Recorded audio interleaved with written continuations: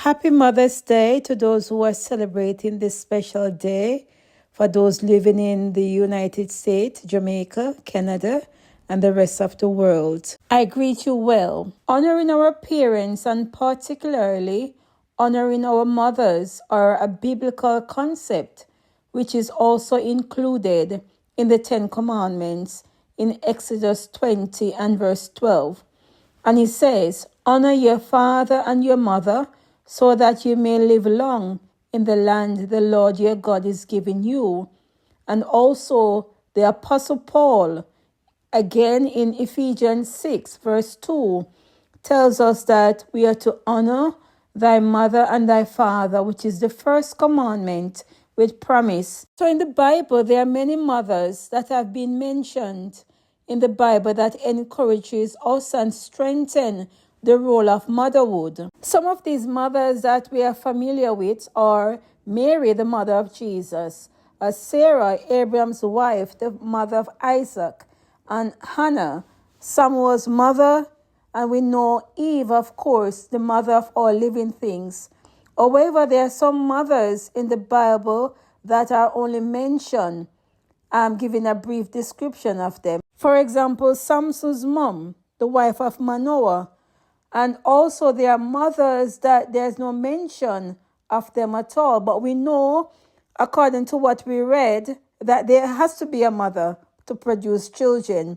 And I'm making reference to Genesis 7, the wife of Noah.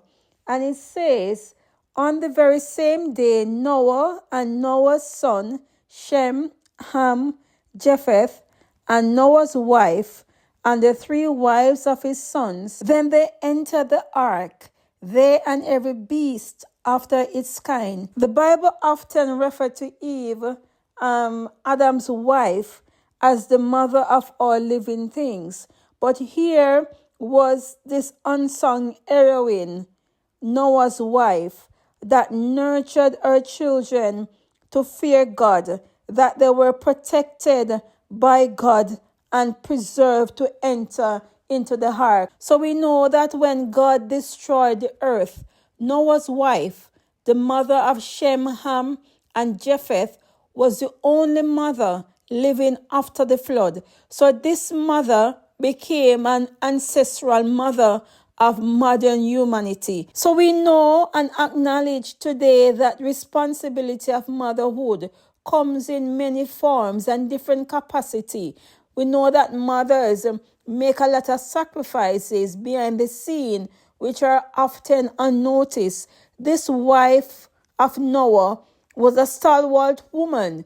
She was not only loyal and reliable in the home, she was a hard-working woman, caring for her children, doing the housework and supporting her husband to build the ark. Noah was the head of the house, of course, but she was very supportive. She was a supportive wife and a supportive mother. This is an example of God's plan of what a nuclear family consists of: a mother, a father, and children, and by extension, family to include their daughters-in-law. There are certain beliefs and ideology in today's world from a feminism point of view, or a feminist point of view, where they are very critical about the family structure, and they believe that the family is a tool for female oppression.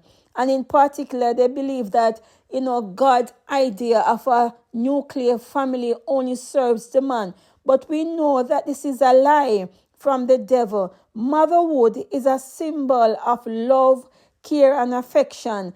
And in our society, for mothers who make the decision to focus on raising their children, sometimes they're often used the degrading term, stay-at-home mom. They often try to minimize the role of these mothers as if it's a waste of time for her to sacrifice her time to the upbringing of her children. And even sometimes these children who mothers have invested their time in, and when they have grown old, they forget about their mothers. They forget about the sacrifices that their mother have made, to invest in them, because they do what they do selflessly, being resourceful and doing what they do with love and dedication, often working hard to take care of their families. Mothers do everyday jobs that can go unappreciated.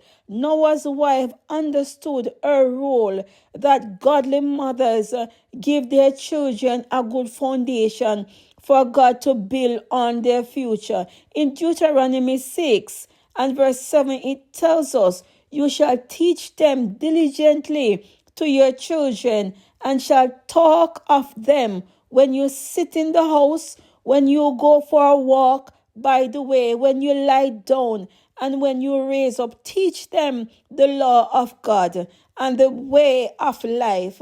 Raise up children. Teach them the law of God. So when children are grown up and become adult, they are still expected to show honor and respect to their mothers by seeking motherly advice. And sometimes adult children think that they are better. Sometimes we think that we are better and we are more knowledgeable than our mothers. But mothers are the emotional bedrock of our society. So today, as we celebrate, this special day, we celebrate the strength of mothers across culture and continent. It is said that a mother is the glue that holds together the fabric of not only her family, but of the community as well. And yes, I know, I get it. I understand that for many, Mother's Day can be full of complexities